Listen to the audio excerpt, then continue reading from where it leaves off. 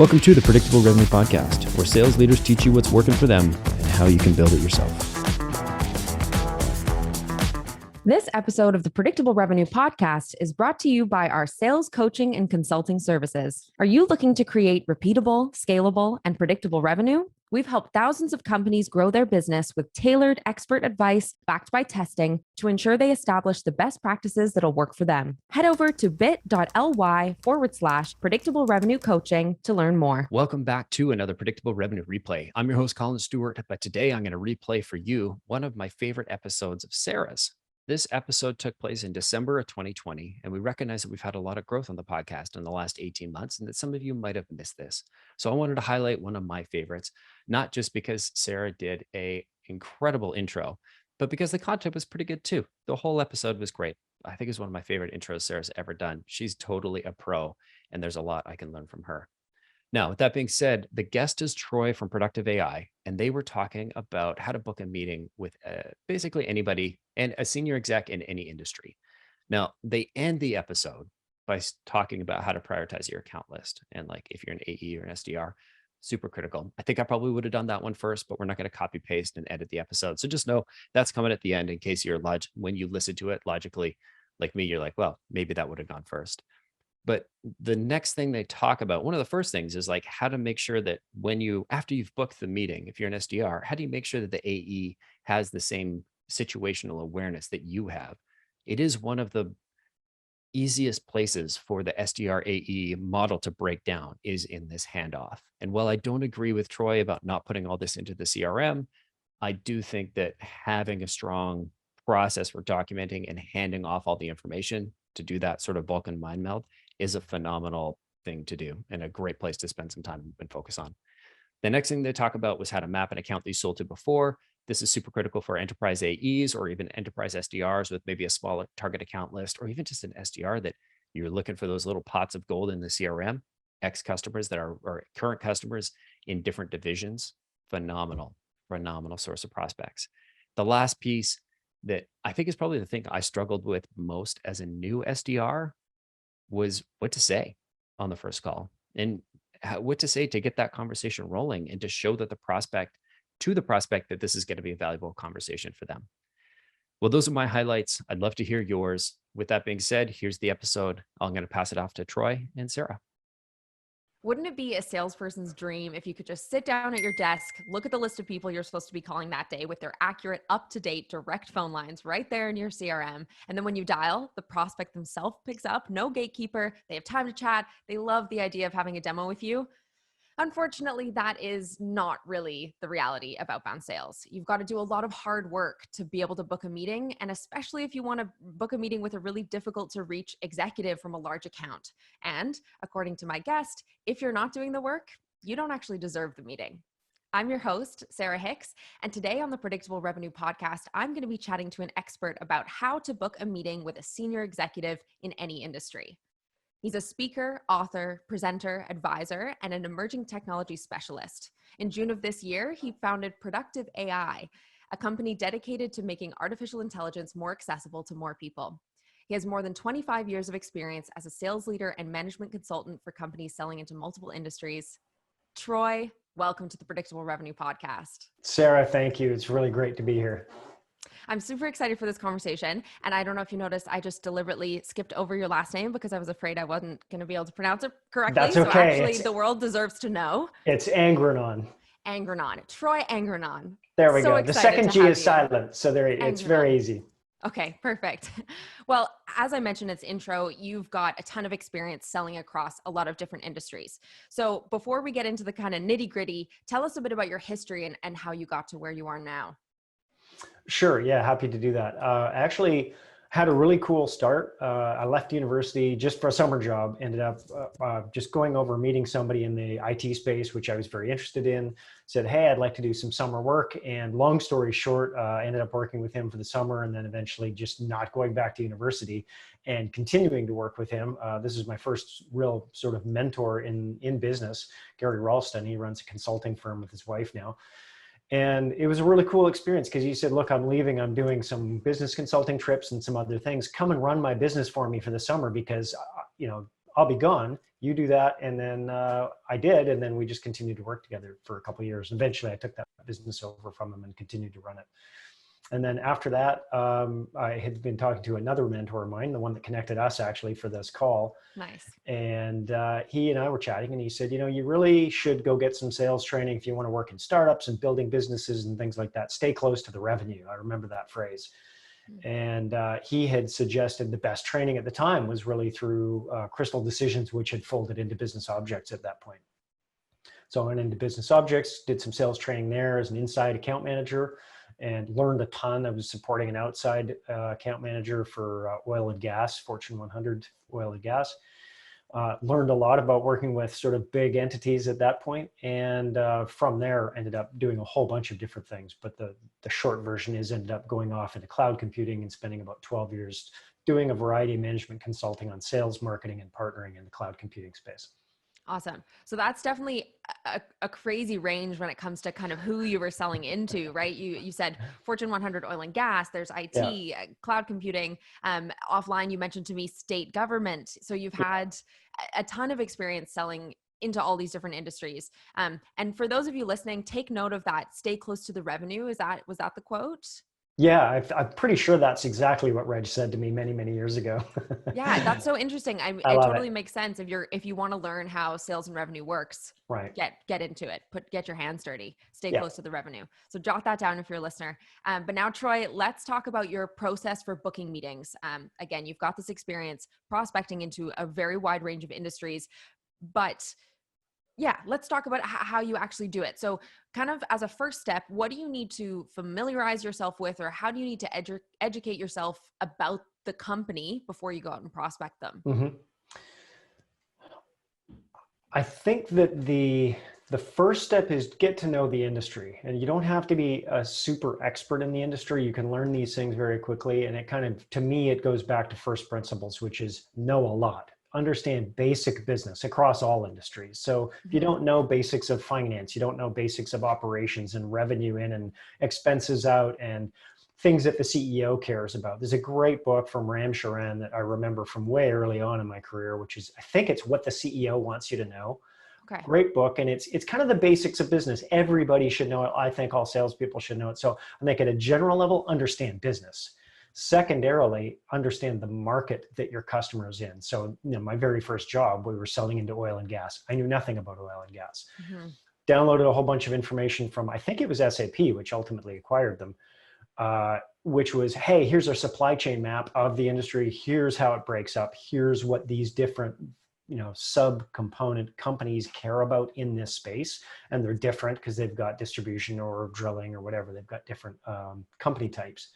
So get to know a little bit, just enough that you can speak smartly about the industry, and then get to know that specific customer. So if it's customer X in industry Y, now you know a little bit about the industry, and now you should know pretty much everything about that customer. What are their press releases? What are they working on? What are their strategic priorities? And what's funny to me that a lot of people don't know and don't do is you can go to their website and download their annual report and look through and they'll tell you what their strategic priorities are. They'll say, in the next year, we commit to the board to do these 5 things. And in there, you'll find sub breakouts for, we're going to increase security, we're going to move to the cloud, we're going to do whatever it is that you care about. So it's kind of like understand business, understand the sector of your customer, understand your customer. Now, it sounds like a lot, and it is, but at that point, now you're potentially somebody who can bring some value to the table, because now you also know your product and your industry. So if you go to have a conversation with somebody, you can say, hey, I know you're in this space, and I know you're a type of customer that has these concerns. We address those concerns, and we help you solve those problems. So suddenly they say, great, this person knows me and knows my general environment, my context, and also knows about this other thing that I want to buy, like cloud computing or data center security or whatever that is. Sure. Does that make sense? Yeah, totally makes sense. To recap for those of you listening, the kind of things that you need to look at to basically give yourself this foundation of knowing everything, as Troy says, before you even prospect. You need to know your industry, you need to know your market, and then after you know those two things, then you need to know the customer, know what their specific kind of priorities are, their strategic priorities. You can download that from their website. In often cases you can, and know what problems those specific businesses have in this market. And that's when you can then create really relevant messaging to do with kind of your product when you reach out to them. So Exactly. Troy, with all this research that you're doing, where do you put all this information down so that you can then use it later? Well, so I'm a voracious note taker. So I tend to just like capture as much of this stuff as I can in a couple of pages in a Word doc or something, or whatever notes app you use. I'm not a big fan of CRMs. I think most people aren't. I generally don't put all this stuff into CRMs. I find them too laborious and time consuming, which is probably not something you're supposed to say on a sales call. But so I will just tend to build my own document, and I'll share that. I have a kind of a principle which I've learned from a lot of military folks. I'm civilian, but I've learned from a lot of military folks. And the principle is, make sure everybody has the same situational awareness. They all understand the context. They understand the customer. So if I do that research, and I almost always do, I'll then share that to the entire sales team. So everybody in the team, including the partners, we all get who this customer is, what their problems are, what their priorities are, and we can all have that context when we're having the conversation with the customer. Okay, interesting. And then how do you use all the research that you've done, kind of nailing down their market, the customer, all that their strategic plans, all that stuff? How do you use all of that to craft your messaging? So we were doing this in the last company I worked at, which was Cisco, which was a really cool company doing a lot of great stuff. I worked with a lot of great people there. One of the things that I would see is I was a specialist. So I always think of it as an overlay. So we had field teams that were directly working with the accounts. They owned the account. Then we had generalist specialists, which were kind of one layer up, which had still a pretty broad portfolio. And then we had that kind of hyper specialists, which was our team. So we were, very much specialized on 2 or 3 or 4 products. So I would work with the account teams, so a couple teams down, and that were the ones directly interfacing with the customer. And they would say, hey, I'm new to the account. I don't have access to the CIO, and I need that access to, figure out what we're going to do with these folks. So we do all this research together, and then we would talk to all the other people in the team, or maybe the prior sales manager or the sales account leader, or maybe the sales manager if they've got the history, and then map out that customer. Okay, here's their executive team. Here are all the people we know. This is pretty standard process, right? Who are our allies? Who are neutral? Who are negatives? What do we know about these folks? What are their priorities individually? So kind of do an executive team map and maybe a technical team map. And then at that point, we would say, okay, who do we need to access? In this case, it's the CIO. Then we would craft something, obviously warm introductions are always the best. So if there's anybody in the organization who can just directly connect you in and say, hey, this is Jane, she's new on the account team, she wants to have a 15-minute conversation with you. If you can get that to happen, perfect. But we always, ask for a reasonable amount of time, maybe 30 minutes. Can we do a 30-minute introductory meeting? And when we come into that meeting, and we've done this multiple times, we try to establish in the first 3 minutes or 2 minutes, we've done all this research. We know everything about everything. We've talked to every one of your team. We know all the projects they're working on. Suddenly that CIO goes, well, that's good because I don't even know all that. And this is great because now they see you as being valuable. You're actually feeding them information from their team. Right. And then we'll say, and we've already gone through all your strategic priorities. You already posted them in the annual report. So we understand that these are your top 5. Which ones are you focused on? And you can see the conversation is already, they're going, oh, they've already done their homework. I'm not wasting my time. This is going to be a very productive 30 minutes. And those 30-minute meetings usually go for an hour to an hour and a half, because then they go, great, let's get on the whiteboard. I want to tell you all about my priorities and how I'm going to make my name here and make my career by achieving these objectives. Awesome. So to kind of backpedal a bit, you mentioned kind of how you map the account. So let's get in a little more tactical into that. How do you do that? Are you reaching out to all of these people over the phone, over LinkedIn, over email? Tell me about the process of, how do you map the account as a whole before you get to that key decision maker? Usually it's internal. The way I've always done it is, certainly you can look at LinkedIn as well, but the reality is if you're in a larger company, which I've mostly worked in or with larger customers, I've worked in startups selling to large customers, or I've been in a large company selling to large customers. In either case, you have a lot of institutional knowledge that's not captured in your CRM. So what I would often do is just say, hey, who knows this account? And usually there'd be like a sales engineer, system engineer or something who goes, oh, I've been working with these guys for 15 years. Great, come on in. Let's sit down and talk and get all these names on the whiteboard. And so you just loop in whoever you can. Maybe it's a partner that's been working with them that's kind of their trusted advisor. Bring them in, bring their whole team in. And we would just make sure that, okay, now do we have a clear picture that we all agree, these are all the players, these are their priorities, and this is kind of our history with them and what's already happened, the water that's already gone under the bridge, so that we have a shared context of who the team is and what their priorities are before we go in to have the higher level conversations. Okay, cool. And what would your advice be if this is the first time that you're trying to penetrate that account? It depends, and I'm going to be a little cagey on that one. I think if it's your primary account, I've worked with some account managers who literally only had one account, right? They were tasked with, this is your Fortune 20 account, this is your only job, right? So they have to go in, and generally those folks already know the drill. They go in and they map the enterprise. They do what I just said. Yeah. They'll go ask for all the other people who were in the role before to give them as much information as they can, and they'll kind of work on that. If you're coming into it cold, like you get assigned a new territory, and I've had that happen to me multiple times, then it becomes a case of, I think, prioritization first. So in other words, there's a prior step, which is, do I even care? Am I even going to waste the time and energy to map this account? And we would run into cases where here's your territory, here are your 100 named accounts, let's say. So not a territory, but more a named account list. We would go through there and we'd look at the data and say, okay, well, let's just do a stack rank. Which one of these do we make the top, 80-20 rule? Probably 80% of these, 20% of these deliver 80% of your revenue, and will continue to deliver 80% of your revenue. So we'd stack rank that list of companies, take the top 20% that deliver 80% of the revenue, and immediately start, prioritizing those as our A's. Then you've got your B's, and you've got your C's at the bottom. You probably have some D's, which are the companies that just absolutely will never do business with your company. Don't waste your time, right? First priority is your A's, because they continue to pay you every month and every quarter. Keep them happy.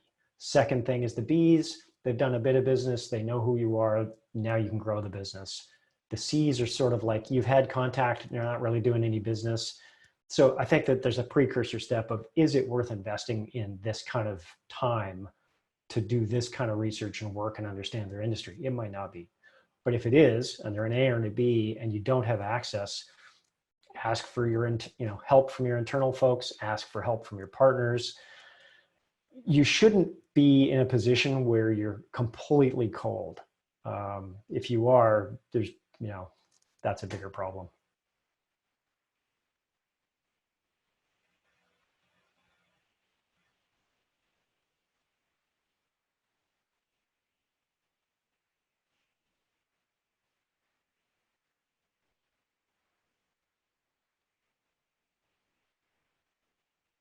I think we've had a freeze here on the audio.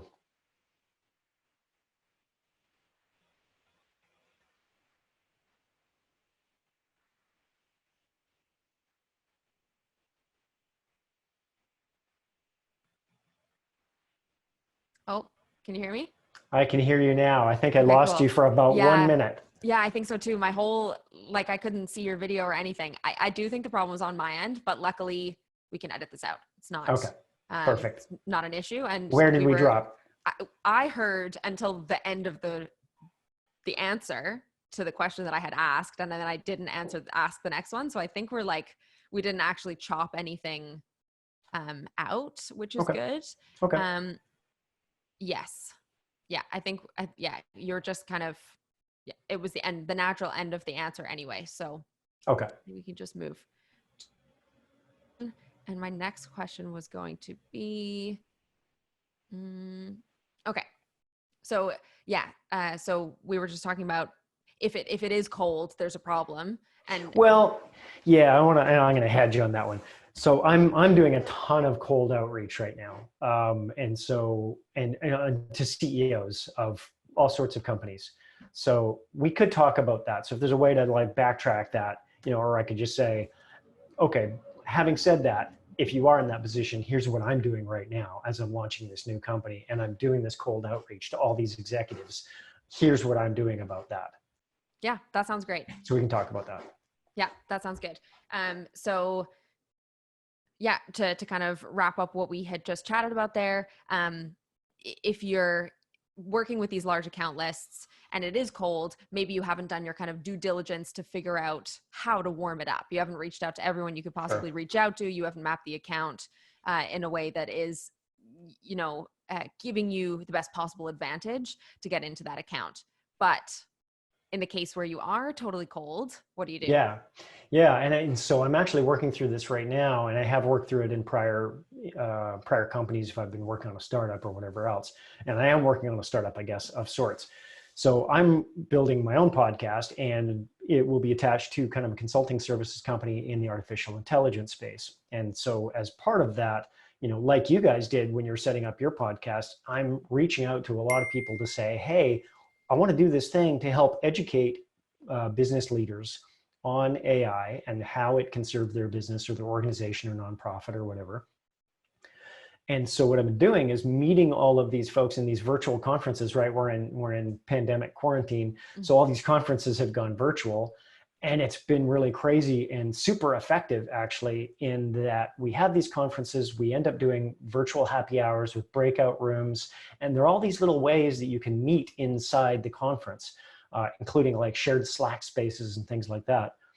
And it's a salesperson's dream, because you're able to then see all of these people's profiles. You can look and they're all presenting, right? A lot of these folks are presenting in the conference. Mm-hmm. So I would watch, if I saw somebody that was interesting, I would look at their talk, I would listen to their talk, take some notes, send them a LinkedIn, I've got a sales navigator plan. So through there, you can send me emails and things, send them a note. But the precursor to that would be, ideally, I would just send a note through the virtual conference system. Hey, I just saw your session. It was fantastic. I have some questions. By the way, I'm also doing this podcast. I would love to have you come and talk about what you presented on. Are you interested? And because you're kind of in the flow of that virtual conference, for me, it's been huge. The response has been huge, and everybody's been very positive. I would say I've got a 95% response rate. And even if it's, hey, I'm too busy, I can't do it, maybe you should talk to this person on my team, right? Great referrals and handoffs internally, which has been great. And then I follow up with LinkedIn, kind of a email and stuff like that. And I've had literally a 95% positive response. Awesome. So the kind of precursor is still to know about them. And one of the ways to do that is to be kind of viewing their content, or if they're, presenting at a conference or whatever, be there, listen to that. And that's your kind of key, your trigger, your like personalization content, because it still allows you, well, it's still cold technically, but it is cold. You're a little bit closer than kind of coming from nowhere. Yeah, I'm not coming in saying I don't know anything about you and I'm sending you this random message. Clearly, they're receiving this message that says, you listen to my content, you cared about my content, you care about my story. So it's all about, they're perceiving, rightly so, you care about them, you care about the message they're trying to get out, which instinctively makes humans more responsive. Absolutely. Okay, cool. So that's kind of how you tackle it, whether it is truly cold or whether you have some kind of in because of, you've worked with a client, someone else at your company's worked with a client, a past employee's worked with a client. Yeah. So let's chat again about the kind of call that you have with them, the first call that you have with this decision maker. You mentioned within the first, 5 seconds, show them that you've done your research and that you're not just here to ask them a bunch of questions. This is going to be really a valuable conversation for them. Tell me how you structure that call when you actually, dial and that person picks up. How do you get that information out there quickly enough that they don't just want to hang up on you? Yeah, that is a really cool question. So I had an experience with a county, a very large county in the US. And I had a really good relationship, which that's a whole other separate and great story. But I had a really great relationship with the CTO.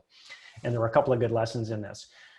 Called him up. We were trying to work on multiple projects. We were also trying to salvage a couple of projects that had kind of gone a little bit sideways. Mm-hmm. So, there was a lot of there was a lot of tension. They were working on a lot of very big, very critical projects, and we were one of their vendors. And we were trying to sort of elevate ourselves from, just another vendor to a strategic partner. And we've been plainly told, you're not a strategic partner. You act like a vendor. You don't have a seat at the strategic partner table.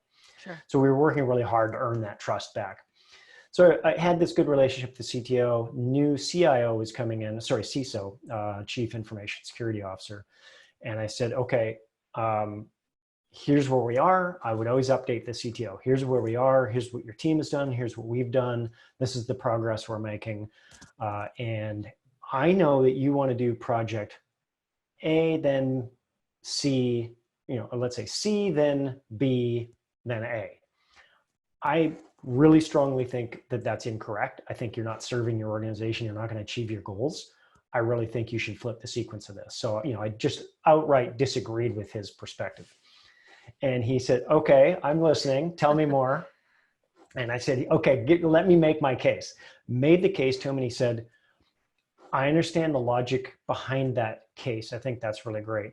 What do you need from me? And I said, well, you've got a new CISO coming in. I would really like to meet her and also get her up to speed on the project, which goes back to shared situational awareness, right? We've got a new executive coming in, cold, doesn't know the history, doesn't know all the projects in flight. I said, could you connect us? And I would like to get her up to speed, take it off his plate, and build that relationship and go forward. Absolutely. Yep, I'll make that happen, which he did. Got on the call, which I think is kind of the call you're asking about. We've never met. I don't know this person's history. She doesn't know our history. And I just said, it's really great to meet you. This is my role. I'm a specialist. I'm working on this project, which is tied to these many, many projects, all of which are in your domain. They're all really around security. What do you know and what do you not know? Because we've got a lot of history and a lot of kind of back information here that you may not be privy to. I'd like to share it with you. Can I give you kind of a review of everything that's happened in the last year and kind of all the major things, milestones that have happened? She said, I would love that. That would be so great, because I'm kind of coming in and I'm supposed to get up to 100 miles an hour and I just don't have the context. So walk through everything, including their own projects and their own 5-year plan. And then I said, so that's what was handed to us. And these are our marching orders, but we really do report up to you at this point now that you've got this position. Do you agree with this, or do you have other priorities? So I think at that point, I was providing enough background and information to help her understand, yes, I knew the customer, our team knew the customer, we knew their priorities, but then I didn't want to assume that those were her priorities, because they could have been different, and they were in some ways. So then we had a great conversation, and that's kind of how that went. But awesome. I think it comes back to establish value early and fast, and then say, but I don't want to make any assumptions. Are those really your particular needs, or do you have a different set of needs? Absolutely. That's definitely key. Providing value as the first thing that you do. And I imagine that that's one of the ways that you kind of position yourself for these types of clients as a strategic vendor or a strategic partner versus just another vendor, because a strategic partner, it's in the title, it's a partner, it's someone working together with them to achieve their goals, whereas a vendor is just selling them something that fits somewhere into their organization and whatever. Exactly. It's just a kind of cog in the machine. Right. Yeah, so that totally makes sense to me. I think that's great. And listeners out there, jot that down. Value first. And then bring value first. Bring value to everyone in every direction, to your partners, to your colleagues, to the customer, to everybody at the customer. whatever their job is. I think that a principle of sales that I've never really seen anywhere is help everybody win, help everybody get better at their job, their career, make their project successful, because that means they go up their career track and they bring you into the next thing, right? Makes sense. Yeah. And people aren't going to want to, give anything back if you're kind of this take type of person. So provide Right. that value, and you'll see kind of what that yields for you down the line. Yeah, I think in the way I've had it explained, in fact, that CTO, he's one of my favorite execs I've worked with. He said, what we want is somebody who we can have this give and take with and really wrestle with these problems and figure out answers and solutions to, versus somebody who just, wants to show up and say, hey, do you have anything that you need to buy this month or this quarter or whatever? Because those are just really different dynamics. And what we're looking for is to co-create that partnership with our strategic partners. Absolutely. Makes sense. So your whole approach to getting this meeting, this successful meeting with the key decision maker at your account, is obviously hyper personalized. It's very research intensive. So in terms of kind of the time you spend and how you would organize your day or organize your time, how do you balance the need to do all of this research with the need to actually then reach out and contact your prospects? It's very front loaded, and it sounds like a lot. I think it is if you haven't done this kind of work before, but once you sort of do it a whole bunch of times, it becomes pretty fast. So, I think probably when I've had my first sales job at Business Objects, I might have wasted, 2 or 3 weeks trying to do this research. And now I probably do it in 3 hours. Open up their website, click on every single thing, open up 20, 30 tabs, go to Crunchbase, go to whatever databases you have, go to your CRM, look at your data warehouse, pull down a bunch of reports, and then go have a 1 or 2 hour whiteboard conversation with everybody in the team that knows the customer and get all the issues on the board. What are their priorities? Who are the team members? What are their priorities? What are the issues? What are the projects in flight? You can knock it out in a couple hours. Absolutely. So I would just do that. And then the rest of the time is, okay, great, let's send the message, or let's book the meetings, or let's do whatever we need to do. Right. And this makes sense because we're not talking, small fish, $5,000 deal. We're talking these really huge accounts, really, really difficult to reach senior decision makers. So it makes sense that you should invest this time up front before you even get going. And that, Right. as you mentioned, everyone else at the company should be on board. You mentioned this kind of mutual knowledge of the circumstances. Shared situational awareness. Shared situational awareness. It's a great military phrase. Yeah, nice. So it makes sense that your whole organization, whether or not they're the salesperson, but as you mentioned, the IT person that worked with that account in the past, the whole organization, the whole company needs to be on board to get you this account. This is something that the whole Right. company should have buy into, and everybody should prioritize that time to do that, couple of hours of mapping the account, because it's going to produce so much better results for the salesperson. Absolutely. That's then got to go out and book these meetings. Absolutely. And there was a great phrase which I learned at Cisco, which I really love, which is win as a team and lose as an individual. Nice. It's a great phrase. Definitely. You mentioned kind of how you prioritize these accounts. You split them up into the A, B, C, Ds. The A's are the ones that are kind of consistently buying from you. The D's are the ones that absolutely are never going to. Yeah. How do you split those up? What kind of indicators are you looking at in those accounts to segment them like that? Again, the A's are probably your 20% generating 80% of your revenue. I've done that multiple times with multiple situations and territories where, you get 100 accounts and you look at the data warehouse and you go, okay, let's pull a report. Everything we've earned from these customers in the last 5 years, broken out by product category or whatever systems you have, systems of record.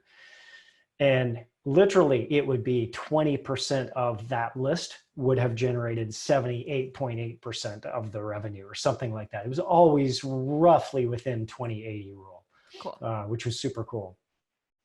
And so to me, those are your A's, right? That's the most obvious cutoff.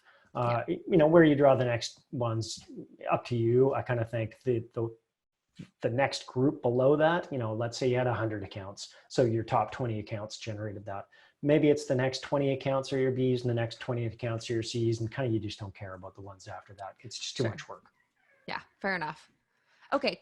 And kind of to tie this whole conversation together, a question that I have is, how do you scale this? How do you, what can you be on the lookout for? What can you do to kind of try to do all of this research and all of this outreach to scale?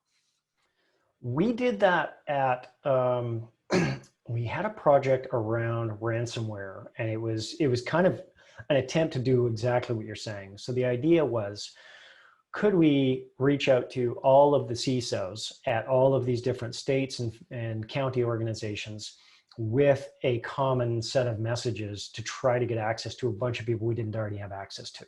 Mm-hmm. And not just across one account manager in their territory or their named accounts or whatever they had, but across multiple account managers or multiple teams of account managers across multiple states.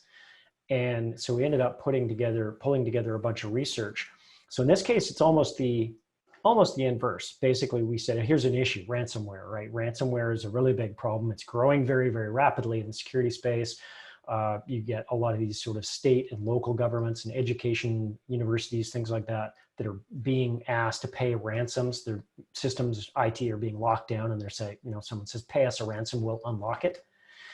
So this was becoming a really critical problem in the industry. So we did a ton of research on this, basically pulled together a 300-page document internally, and then boiled all that down into about 2 pages of really, really dense content. It would be super useful for any CIO or CISO to know.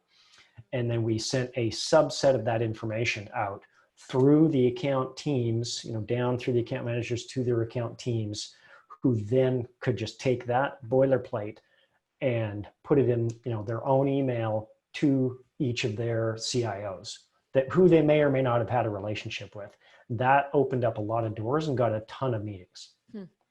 Okay. So I think there's a mass message that you can push out through scale, things like that. Absolutely. But it's super high value. There was enough information in there that whoever received it could go, this is better information than I already have. I already know I have a problem, but this is telling me the problem is bigger than I thought it was, and that these folks would like to have a conversation about potential solutions, which is great. Right. And it meant that also, before you even reached out, you had done so much research to know what exact title in what exact industry or market was even going to have this problem. So it's not just a massive kind of spray and pray to every, IT individual that exists everywhere. Correct. You kind of boiled it down. And this was done by market. This was done by state and local government only. Right. And so it was focused on that. It was only talking about the metrics were all about state, and it gave a bunch of examples and a bunch of lawsuits and a bunch of links so that they could go, oh, you're sending me critical information about my peers. I should be paying attention to this. Exactly. So it goes back to everything that we've kind of chatted about from the beginning of this podcast, that all the research that needs to be done on the industry, the market, the title, the types of pains and priorities that they have. And from there, you can, personalize at scale, because if you know what that individual is going to care about, you can reach out to multiple of those individuals within the same market with the same messaging, which is what you guys did successfully with this example. Yeah. And I think that's the key is, certainly if you're selling one specific project to one particular company, you need to know every person on that executive buying team and what their priorities are. But if you're trying to just get the attention and get the message out, then you can do this other kind of version where you're doing messaging at scale, but it's tailored messaging at scale, sector and title specific. Yeah, absolutely. Yeah. Well, in your career, you've won huge clients like Apple, Google, AT&T, Korea Telecom, and then massive state governments like Washington, Oregon, Idaho, the Northwest, basically the whole Northwest. And what is the one universal lesson that you think you've learned in trying to reach out to all of these difficult to reach decision makers across all of those industries? Help them succeed in their career. I mean, it comes down to that, right? CIO, the typical joke in the industry is CIO stands for career is over.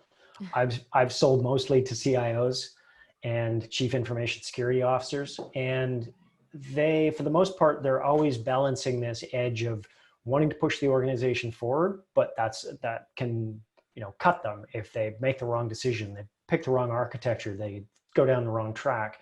So there's always this real risk inherent in what they're doing, which is I want to keep the organization running, but I also want to move forward and I want to take chances and take risks. And I think ultimately it comes down to know so much about your space and your product and the general trend pattern direction that you're really useful to them, and you can help them navigate those waters, the technology waters. That's my specific case. But I think if you to generalize that principle, it's be so useful that they feel like they want to have you at the table and they want to be treating you like a strategic partner because you treat them like a strategic customer, and help them achieve their goals and make their career go forward and check off their objectives. And if you are working towards that all the time, that automatically keeps you focused on them. It keeps you focused on their priorities, and focused on what they care about, as opposed to you saying, oh, it's quarter end, I need a deal. Can you sign this PO? Cool. They will naturally do that because they already know that your focus is on them. You'll start seeing things like, hey, it's quarter end. Like, do we need to pull some deals forward for you? And things like that. That comes from a good relationship. Nice. Well, thank you so much for coming on the show, Troy. We covered a lot of ground. Thank you, Sarah. And I think a ton of our listeners are going to get a ton of value from this. There's a lot of stuff here that they can really implement themselves. We chatted about what important research you need to do on a company, industry, market before you reach out. We talked about how to use that to craft that messaging. And then we talked about how to actually have this call with a prospect that shows you know more about your business than they even do and doesn't ask them to answer 100 discovery questions. And finally, how to kind of prioritize your time, how to prioritize accounts, and how to scale all of it when you can. If people want to learn more from you, where can they get in touch with you? LinkedIn is great, Troy Angrignon, with the silent G at the end. And so you can find me there, and also at productiveai.com, which we just launched. Awesome. And as you mentioned, you've got the podcast. So people need to listen to that. We'll link just that. getting it going. Yeah. So hopefully in the next month or two, we'll have the first 5 or 10 episodes out. Okay, perfect. Well, we'll make sure to link that so that people can watch, or watch or listen, however they consume their podcasts. Yeah. Thanks again so much for being on the show. Thank you, Sarah. This was great. I appreciate the time. Have a good one. Take care. Bye.